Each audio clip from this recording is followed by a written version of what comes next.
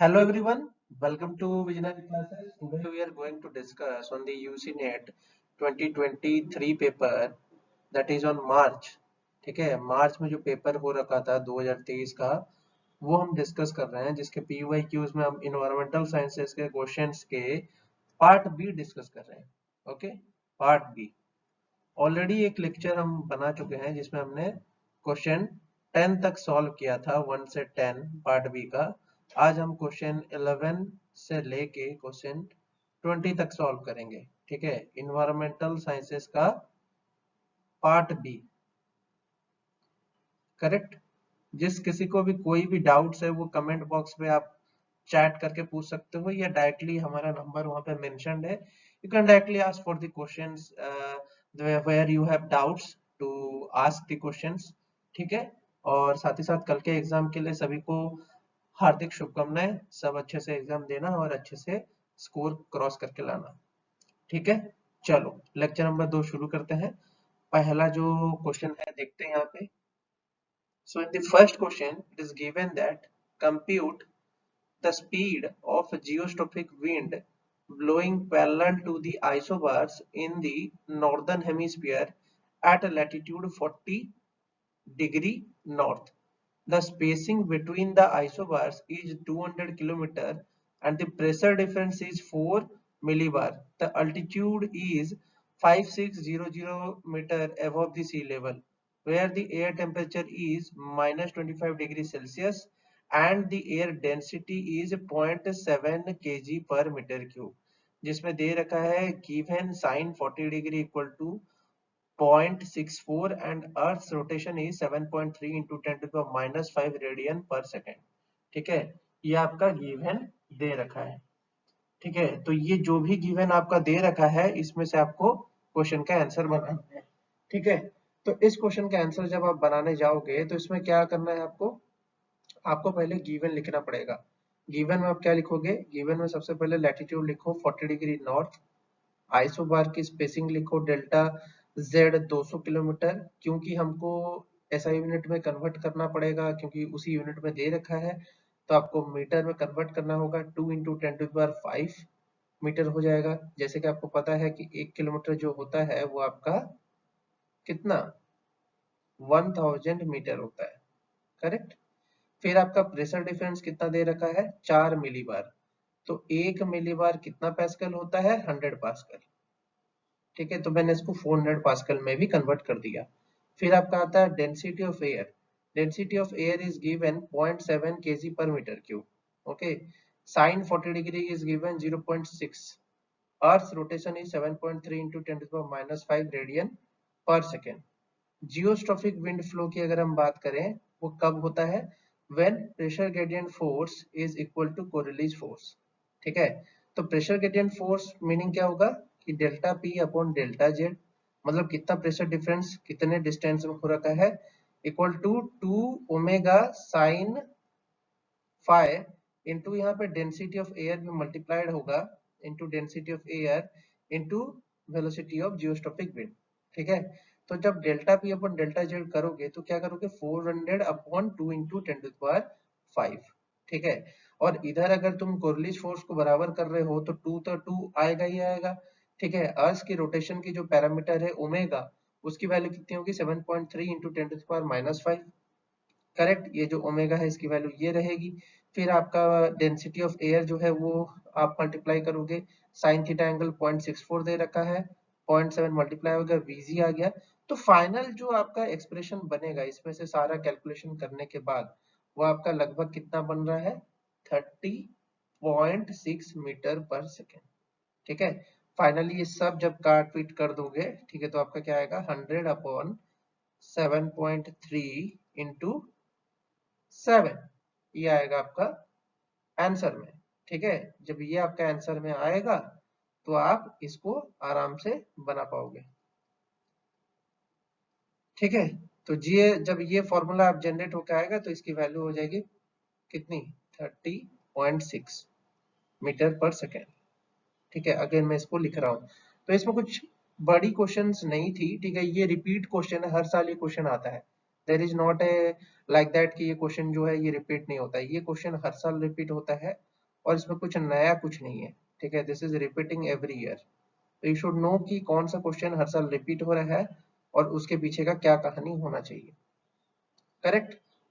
तो आपका आंसर में ये 30.6 क्या मीटर पर सेकेंड आंसर में आएगा, करेक्ट। चलो ये क्वेश्चन आपका कंप्लीट हुआ। नेक्स्ट क्वेश्चन में चलते हैं, तो क्या बोलता है कि element which are not easily accommodated in the structure of the principal igneous minerals are called, ठीक है, ये क्वेश्चन पूछ रहा है। तो इसके लिए हमको जानने की जरूरत है कि इग्नियस मिनरल कौन कौन से होते हैं। तो चलते हैं थोड़ा इग्नियस मिनरल्स देख लेते हैं कौन कौन से होते हैं, ठीक है। इग्नियस मिनरल्स की बात करें तो फ्लेट्सपार होता है, जिसका फॉर्मूला क्या है KAlSi3O8, NaAlSi3O8, कैल्शियम Al2Si2O8, ठीक है। क्वार्ट्ज की बात करें Si2 होता है, ओलिविन की बात करें आयरन मैग्नीशियम सिलिकेट, ठीक है। तो एक चीज ऑब्जर्व करो, अगर हम यहाँ पे बात करते हैं ट्रेस एलिमेंट की, पहला ऑप्शन हम चेक करते हैं ट्रेस एलिमेंट, ट्रेस एलिमेंट में आयरन भी है, ठीक है। और आपका जो इग्नियस मिनरल है उसके प्रिंसिपल इग्नियस मिनरल्स की अगर हम बात करें, यही प्रिंसिपल इग्नियस मिनरल्स हैं, यही सारे के सारे प्रिंसिपल इग्नियस मिनरल्स हैं।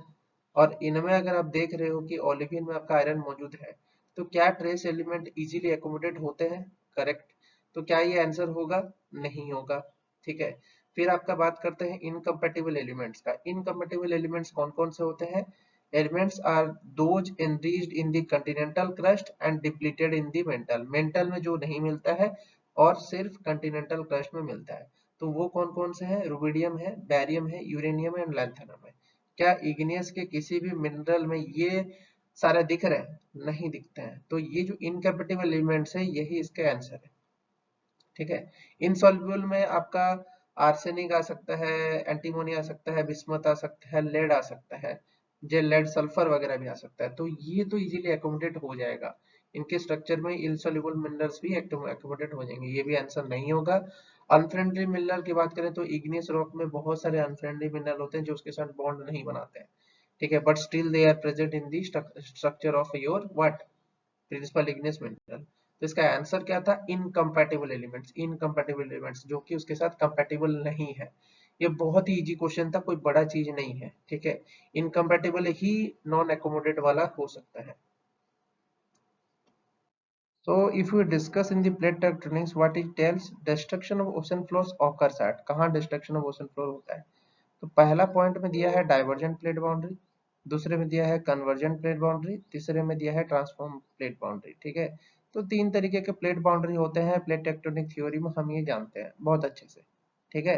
अब जैसे कि बात करते हैं डिस्ट्रक्शन ऑफ ओशन फ्लोर, देखो जब हम बात करते हैं कि लिथोस्फीयर में डाइवर्जेंट प्लेट बाउंड्री की बात आती है, तो इसमें होता क्या है कि अंदर से वोल्केनिक लावा जो होता है वो बाहर आता है और एक रीज का फॉर्मेशन करता है, जिसमें क्या होता है जो मैग्मा वगैरह होते हैं जो बाहर आते हैं लावा के फॉर्म में, वो आके स्प्रेड हो जाते हैं ओशन फ्लोर में, तो ओशन फ्लोर में नए क्रस्ट का फॉर्मेशन होता है, ठीक है। कहाँ पे, मिड ओशनिक रीज के पास, ठीक है, मिड ओशनिक रीज के पास, जिसको हम MOR भी बोलते हैं, जिसको जो रीज का फॉर्मेशन करता है बिलो द ओशन फ्लोर में, ठीक है। बट वहीं पे ओशनिक क्रस्ट की अगर हम डेंसिटी की बात करें, वो कितना होता है 2.9 ग्राम पर CC centimetre cube, and Continental crust का कितना होता है 2.7 ग्राम पर सीसी सेंटीमीटर क्यूब। तो ओशनिक क्रस्ट जब भी आपका सबडक्ट करता है किसके, कंटिनेंटल क्रस्ट के नीचे जब ओशनिक क्रस्ट सबडक्ट करता है, क्यों, क्योंकि इसका जैसे कि यहाँ पे नया मेटेरियल आ रहा है तो ये ओशनिक क्रस्ट भी मूव करेगा, तो ये कंटिनेंटल क्रस्ट के नीचे चला जाता है, तो यहाँ पे वो सबडक्शन जोन में सबडक्ट कर जाता है, सबडक्शन जोन में सबडक्ट कर जाता है, तो यहीं पे ओशन फ्लोर का जो होता है डिस्ट्रक्शन होता है। तो इस केस में आप ऑब्जर्व कर सकते हो कि ये कौन सा बाउंड्री होता है, यहाँ पे किस चीज का फॉर्मेशन होता है, यहाँ पे ट्रेंच का फॉर्मेशन होता है, और ये जब अंदर जाता है तो ये क्या बनाता है, कौन सा plate boundary, convergent plate boundary. तो आपका जो आंसर था destruction of ocean floors occurs eight, ये कन्वर्जेंट प्लेट बाउंड्रीज का आंसर होगा, ठीक है। ट्रांसफॉर्म फॉल्ट की बात करें तो ये आगे पीछे होता है, एक दूसरे से आगे पीछे होते हैं, इसकी चीज क्लियर रखना, ठीक है। बट जब ये ट्रेंच फॉर्मेशन होता है तो यहाँ से क्या होता है कि जो ओशन का ठंडा क्रस्ट है वो अंदर चला जाता है, तो ओशन का ठंडा क्रस्ट जैसे ही अंदर जाएगा तो ये यहाँ का मैग्मा पोर्शंस को कूल कर देगा। कूल करते ही उसमें से वोलाटाइल्स बाहर निकलेंगे मैग्मा को लेते हुए, और यहाँ पे अगेन तुम्हारा आइलैंड आर्क का फॉर्मेशन होता है कंटिनेंट साइड। ठीक है, तो इतना फीचर के बारे में पता होना चाहिए, तब तुम क्वेश्चन को बना पाओगे। डाइवर्जेंट प्लेट बाउंड्री नहीं होगा क्योंकि वहां पे तुम्हारा नए क्रस्ट का फॉर्मेशन होता है, ओशन फ्लोर का डिस्ट्रक्शन नहीं होता है। ट्रांसफॉर्म प्लेट बाउंड्री में आगे पीछे मूव करते हैं प्लेट्स, वहां पे कोई नए का फॉर्मेशन नहीं हो रहा है, ना ही कोई डिस्ट्रक्ट हो रहा है। ठीक है, रिफ्ट वैलीज तो अगेन वही है, मिड ओशनिक रीच की ही बात कर रहे हैं, वहीं पे रिफ्ट वैली फॉर्मेशन हो रहा है, वही तुम्हारा नया क्रस्ट का फॉर्मेशन की बात चल रही है। ठीक है, तो ये तीनों आंसर नहीं होंगे, यहाँ पे कन्वर्जेंट प्लेट बाउंड्री जो होगा वो तुम्हारा आंसर होगा। समझ में आया? चलो, यहाँ पे बात करता है during the estimation of the geothermal resources which of the following is not considered. तो थोड़ा पढ़ते हैं जियोथर्मल रिसोर्सेज होता क्या है। Geothermal resources refers to the thermal energy stored in the earth crust. तो अर्थ क्रस्ट के अंदर अगर जो रिसोर्स एनर्जी स्टोर्ड है वो किस फॉर्म से बाहर आ सकता है, वो तुम्हारे ग्राउंड वाटर को गर्म कर सकता है नीचे से। ग्राउंड वाटर और एक्विफर्स में, ठीक है, हीट पैदा कर सकता है।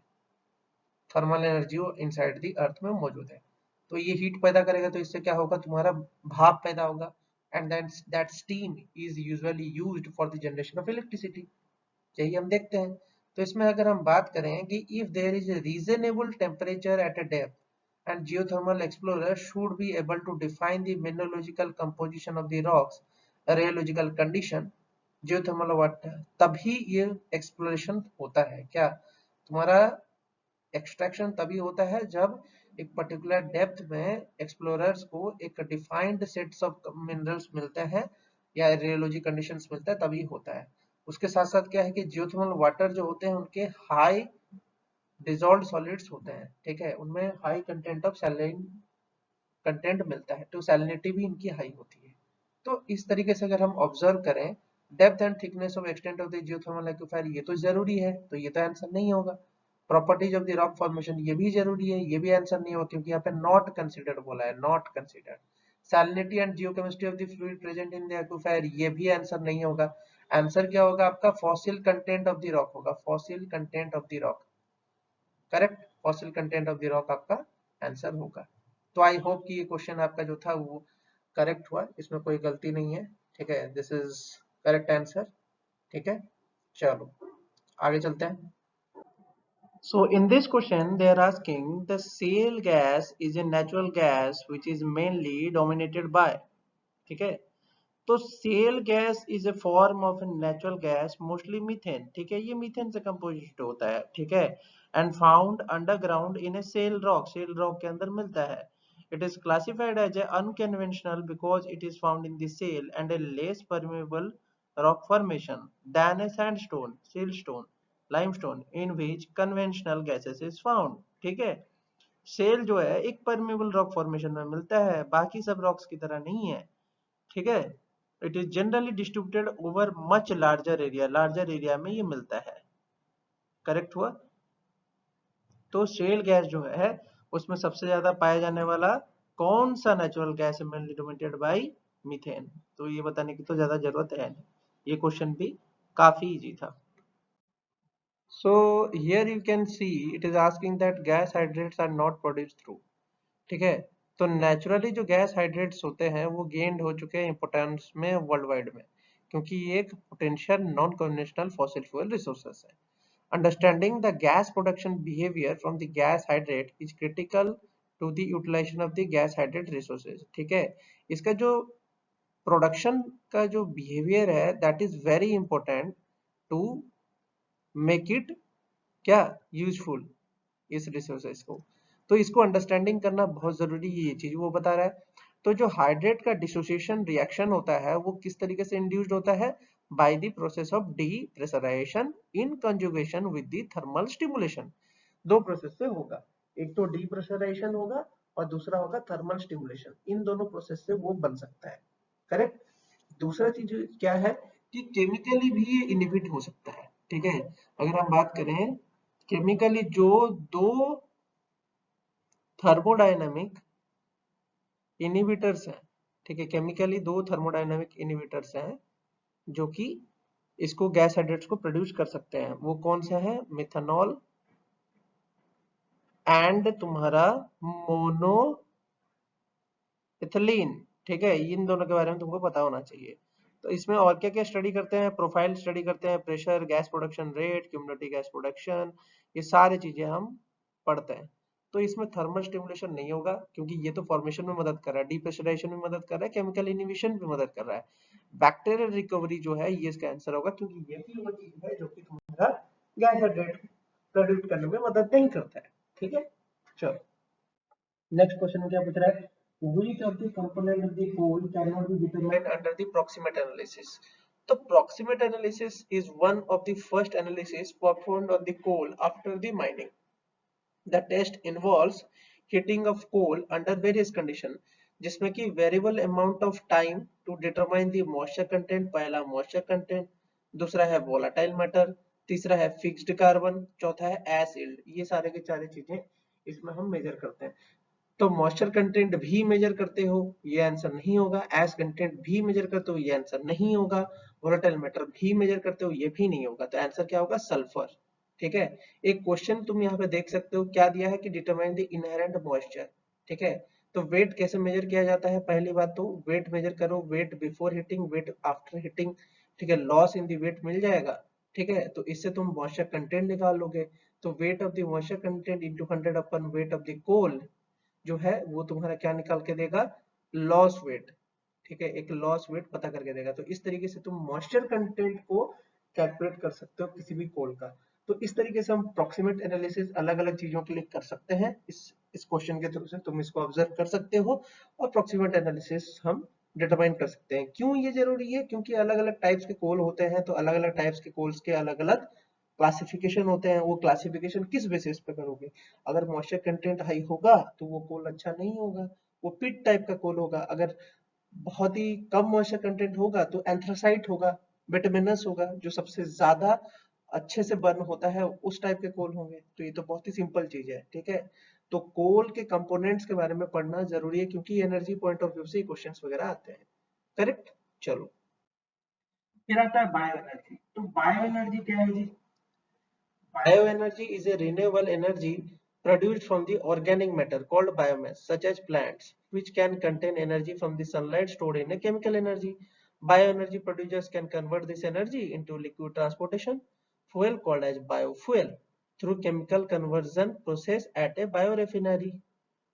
तो ये किस तरीके का है? Renewable energy. तो कोई बोलने की जरूरत ही नहीं, इसमें आंसर स्ट्रेटली रिन्यूएबल एनर्जी लिखो, इसमें कुछ डाउट है ही नहीं। This is also a very interesting question. पूछा है calculate the hardness of calcium carbonate of groundwater sample having calcium ion concentration of 100 milligram, ठीक है। तो अगर हम फॉर्मूले की बात करें हार्डनेस की,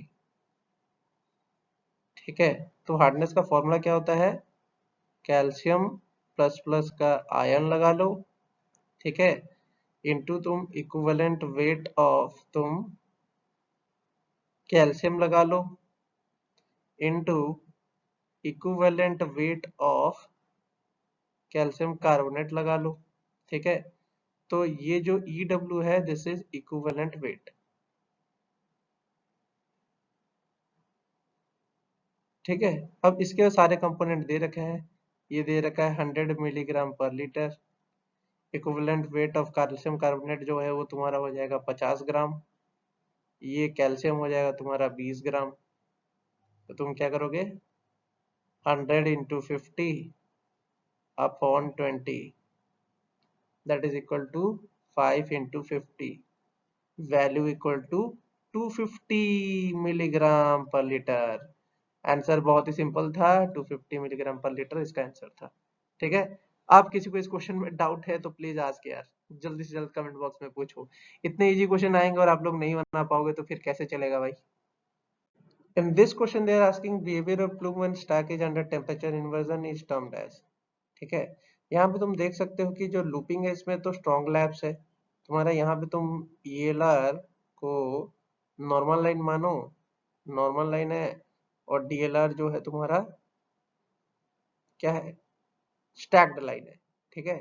तो इस केस में ये स्ट्रॉन्ग लैप्स है। कोनिंग में भी तुम्हारा क्या है? कौन सा वीक लैप्स है, ठीक है। यहाँ पे भी ऐसे कोन की तरह फॉर्मेशन हो रहा है, यहाँ पे थोड़ा ऊपर की तरफ जा रहा है विंड, ठीक है। फैनिंग में क्या है, तुम्हारा इन्वर्जन कंडीशन दिख रहा है, बट ये इन्वर्जन कंडीशन कहाँ दिख रहा है, ऊपर की तरफ दिख रहा है, ठीक है। और यहाँ पे तुम्हारा लॉफ्टिंग में भी क्या है कि इन्वर्जन बिलो द लार्ज, ठीक है, ये बिलो द लैप्स, ठीक है, ये भी ऊपर की तरफ है, इसका जो इन्वर्जन कंडीशन है ये भी ऊपर की तरफ से। बट अगर हम फ्यूमिगेटिंग की बात करें, ठीक है, तो फ्यूमिगेटिंग में क्या हो रहा है कि जो इन्वर्जन कंडीशन है ना वो नीचे बन रहा है, वो नीचे की तरफ बन रहा है, ठीक है, ऊपर की तरफ नहीं बन रहा है। और ये कंडीशन जो है ये डेंजरस कंडीशन है, डेंजरस कंडीशन है पोल्यूटेंट्स के लिए। तो यहाँ पे क्या हो रहा है कि यहाँ पे टेम्परेचर इन्वर्जन